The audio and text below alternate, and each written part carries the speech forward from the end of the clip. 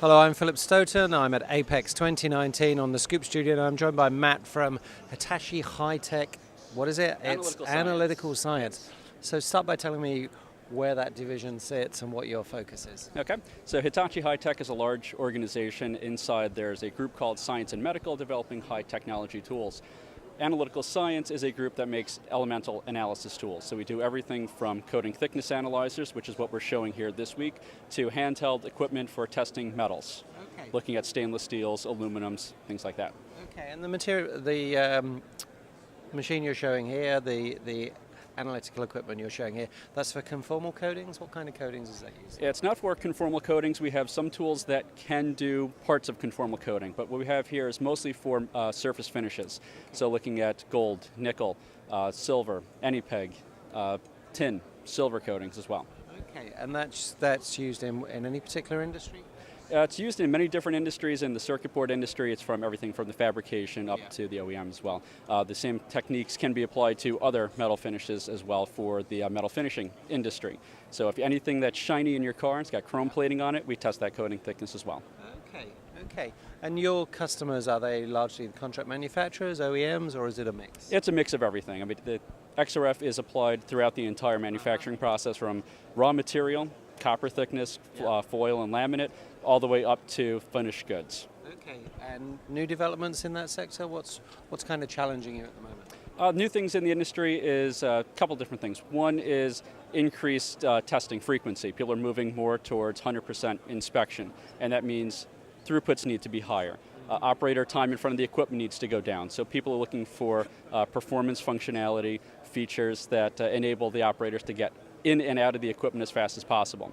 Also, the electronics industry is also shrinking. Features are shrinking. So where we used to measure things that were a millimeter in size, now it's fractions of a millimeters down to micron size. So that requires different technology to actually get the XRF analysis in the spot that you need it.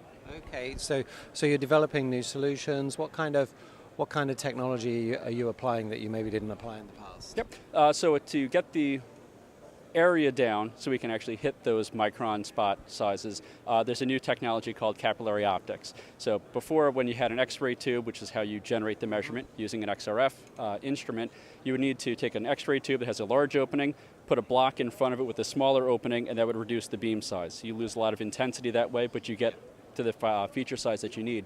With capillary optics, you're able to focus a lot more of that intensity down to a smaller spot size, and that gets smaller spots, and also for thinner coatings. Okay, and you're not just here to display and sell products, you're also here to learn a bit about what's going on in the industry. You've attended some conferences. Any key trends that you're seeing that you're going to take back and will impact on your roadmap? Something that we have keep an eye on is the high reliability market. So this is people that need to have lead in their products and trying to figure out, is lead being phased out entirely? Yes or no? So that's going to factor into what products we look at in the future. Also looking to see just how small components are getting into. And there's a limit as to how small you can manufacture and how you actually apply that. So when you start looking at the world of additive manufacturing for really small capacitors, resistors, how is it being formulated? How small of an area do you need to test, and how are you actually going to test it? Yeah. It's difficult to manipulate things that small into an XRF, so we have to look more in the world of automation and building some artificial intelligence into the equipment. Yeah, and I look at the world of additive manufacturing, it's kind of breaking out of hobbyist into industrialist. There are some opportunities there. That must create a new demand for inspection and testing. Yep, absolutely. It's a paradigm shift in the way that people tested. It used to be easy enough to take a board from the production floor, bring it into a lab, take a quick test, put it back into wherever it needs to go, inventory onto the next phase. With additive manufacturing, it needs to happen quickly, needs to happen instantaneously, needs to happen automatically.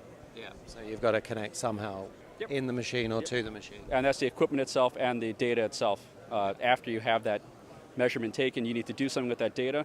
People are looking to take it not just from the local instrumentation and the analysis location, they want to put that into manufacturing excellence and execution systems and share that with their supply chain. Yeah, and that's certainly a big theme here, isn't it? The connectivity of all the different machines.